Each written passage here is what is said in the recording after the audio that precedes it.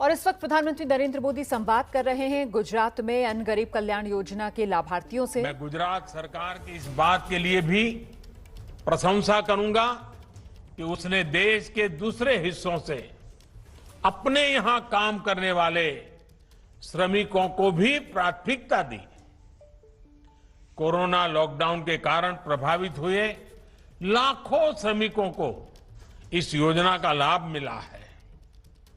इसमें बहुत सारे ऐसे साथी थे जिनके पास या तो राशन कार्ड था ही नहीं या फिर उनका राशन कार्ड दूसरे राज्यों का था।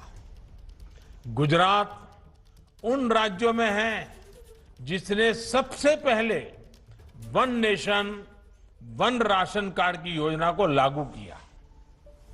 One nation one ration card का लाभ गुजरात के लाखों श्रमिक साथियों को हो रहा है। भाइयों और बहनों, एक दौर था जब देश में विकास की बात केवल बड़े शहरों तक ही सीमित होती थी। वहां भी विकास का मतलब बस इतना ही होता था कि खास खास इलाकों में बड़े बड़े फ्लाईओवर बन जाएं, सड़कें बन जाएं, मेट्रो बन जाए, यानी गांवों कस्बों से दूर और हमारे घर के बाहर जो काम होता था, जिसका सामान्य मानवी से लेना देना नहीं था, उसे विकास माना गया। बीते वर्षों में देश ने इस सोच को बदला है। आज देश दोनों दिशाओं में काम करना, दो पटरी पर चलना चाहता है। देश को नए इंफ्रास्ट्रक्चर की भी जरूरत है। इंफ्रास्ट्रक्चर पर भी लाखों करोड़ों खर्च हो रहा है, उससे लोगों को रोजगार भी मिल रहा है, लेकिन साथ ही सामान्य मानवी के जीवन की गुणवत्ता सुधारने के लिए, ईज ऑफ लिविंग के लिए नए मानदंड भी स्थापित कर रहे हैं।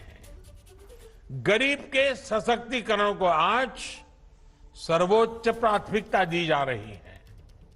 जब 2 करोड़ गरीब परिवारों को घर दिए जाते हैं तो इसका मतलब होता है कि वो अब सर्दी, गर्मी, बारिश के डर से मुक्त होकर जी पाएगा।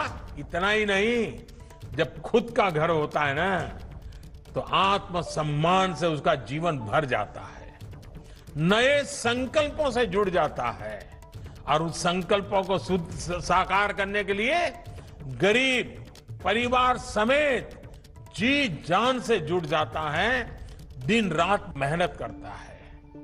जब 10 करोड़ परिवारों को शौच के लिए घर से बाहर जाने की मजबूरी से मुक्ति मिलती है, तो इसका मतलब होता है कि उसका जीवन स्तर बेहतर हुआ है। वो पहले सोचता था कि सुखी परिवारों के घर में ही टॉयलेट होता है, शौचालय उन्हीं के घर में होता है, गरीब को तो बेचारे को अंधेरे का इंतजार करना पड़ता है, खुले में जाना पड़ता है। लेकिन जब गरीब को शौचालय मिलता है तो वो अमीर की बराबरी में अपने आप को देखता है, एक नया विश्वास पैदा होता है। इसी तरह जब देश का गरीब जनधन खाते के जरिए बैंकिंग व्यवस्था से जुड़ता है, मोबाइल बैंकिंग गरीब के भी हाथ में होती है, तो उसे ताकत मिलती है, उसे नए अवसर मिलते हैं। हमारे यहां कहा जाता है, सामर्थ्य मूलम सुखमेव लोके, अर्थात हमारे सामर्थ्य का आधार हमारे जीवन का सुख ही होता है। जैसे हम सुख के पीछे भागकर सुख हासिल नहीं कर सकते, बल्कि उसके लिए हमें निर्धारित काम करने होते हैं, कुछ हासिल करना होता है। वैसे ही सशक्तिकरण भी स्वास्थ्य, शिक्षा, सुविधा और गरिमा बढ़ने से होता है।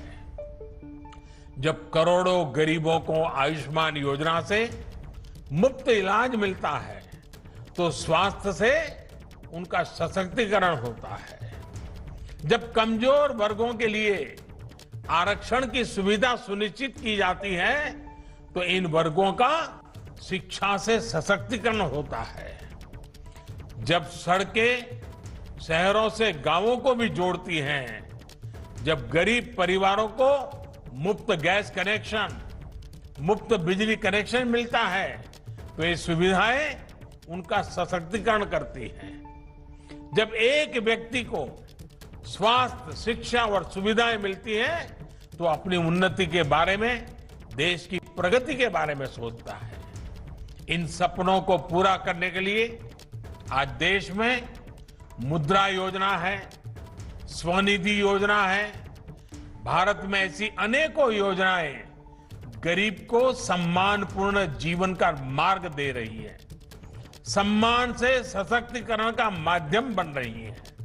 भाइयों और बहनों, जब सामान्य मानवी के सपनों को अवसर मिलते हैं, व्यवस्थाएं जब घर तक खुद पहुंचने लगती हैं, तो जीवन कैसे बदलता है ये गुजरात बखूबी समझता है।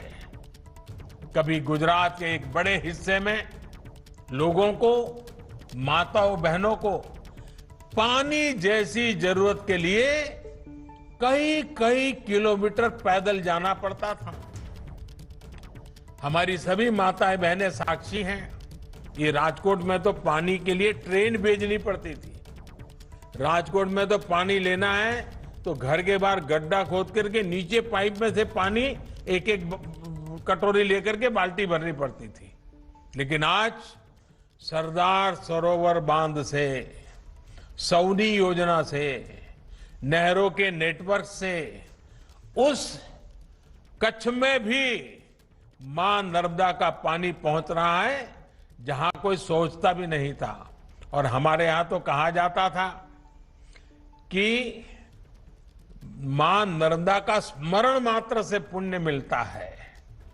आज तो स्वयं मां नर्मदा गुजरात के गांव गांव जाती है, स्वयं मां नर्मदा घर घर जाती है, स्वयं मां नर्मदा आपके द्वार आकर के आपको आशीर्वाद देती है। इन्हीं प्रयासों का परिणाम है कि आज गुजरात 100% नल से जल उपलब्ध कराने के लक्ष्य में अब ज्यादा दूर नहीं है। यही गति आम जन के जीवन में, यही बदलाव अब धीरे धीरे पूरा देश महसूस कर रहा है।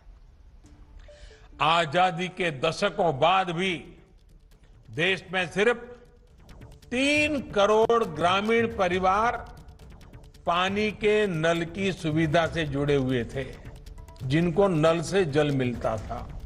लेकिन आज जल जीवन अभियान के तहत देश भर में सिर्फ 2 साल के भीतर 4.5 करोड़ से अधिक परिवारों को पाइप के पानी से जोड़ा जा चुका है। और इसीलिए मेरी माताएं बहनें मुझे भरपूर आशीर्वाद देती रहती हैं। भाइयों और बहनों, डबल इंजन की सरकार के लाभ भी गुजरात लगातार देख रहा है। आज सरदार सरोवर बांध से विकास की नई धारा ही नहीं बह रही, बल्कि स्टैच्यू ऑफ यूनिटी के रूप में विश्व के सबसे बड़े आकर्षण में से एक आज गुजरात में है। कच्छ में स्थापित हो रहा रिन्यूएबल एनर्जी पार्क गुजरात को पूरे विश्व के रिन्यूएबल एनर्जी मैप से स्थापित करने वाला है। गुजरात में रेल और हवाई कनेक्टिविटी के आधुनिक और भव्य इंफ्रास्ट्रक्चर प्रोजेक्ट बन रहे हैं। गुजरात के अहमदाबाद और सूरत जैसे शहरों में मेट्रो कनेक्टिविटी का विस्तार तेजी से हो रहा है। हेल्थ केयर और मेडिकल एजुकेशन में भी गुजरात में प्रशंसनीय काम हो रहा है। गुजरात में तैयार हुए बेहतर मेडिकल इंफ्रास्ट्रक्चर ने 100 साल की सबसे बड़ी मेडिकल इमरजेंसी को हैंडल करने में बड़ी भूमिका निभाई है। साथियों, गुजरात सहित पूरे देश में ऐसे अनेक काम हैं जिनके कारण आज हर देशवासी का, हर क्षेत्र का आत्मविश्वास बढ़ रहा है। और ये आत्मविश्वास ही है जो हर चुनौती से पार पाने का, हर सपने को पाने का एक बहुत बड़ा सूत्र है। अभी ताजा उदाहरण है ओलंपिक्स में हमारे खिलाड़ियों का प्रदर्शन। इस बार ओलंपिक्स में भारत के अब तक के सबसे अधिक खिलाड़ियों ने क्वालिफाई किया है। याद रहे, ये 100 साल की सबसे बड़ी आपदा से जूझते हुए हमने किया है। कई तो ऐसे खेल हैं जिनमें हमने पहली बार क्वालिफाई किया है। सिर्फ क्वालिफाई नहीं किया, बल्कि कड़ी टक्कर भी दे रहे हैं। हमारे खिलाड़ी हर खेल में सर्वश्रेष्ठ प्रदर्शन कर रहे हैं। इस ओलंपिक में नए भारत का बुलंद आत्मविश्वास हर गेम में दिख रहा है। ओलंपिक में उतरे हमारे खिलाड़ी अपने से बेहतर रैंकिंग के खिलाड़ियों को, उनकी टीमों को चुनौती दे रहे हैं। भारतीय खिलाड़ियों का जोश, जुनून और जज्बा आज सर्वोच्च स्तर पर है। ये आत्मविश्वास तब आता है जब सही टैलेंट की पहचान होती है, उसको प्रोत्साहन मिलता है। ये आत्मविश्वास तब आता है जब व्यवस्थाएं बदलती हैं, ट्रांसपेरेंट होती हैं। ये नया आत्मविश्वास न्यू इंडिया की पहचान बन रहा है। ये आत्मविश्वास आज देश के कोने कोने में, हर छोटे छोटे बड़े बड़े गांव, कस्बे, गरीब मध्यम वर्ग के युवा, भारत के हर कोने में ये विश्वास आ रहा है। साथियों, इसी आत्मविश्वास को हमें कोरोना से लड़ाई में और अपने टीकाकरण अभियान में भी जारी रखना है।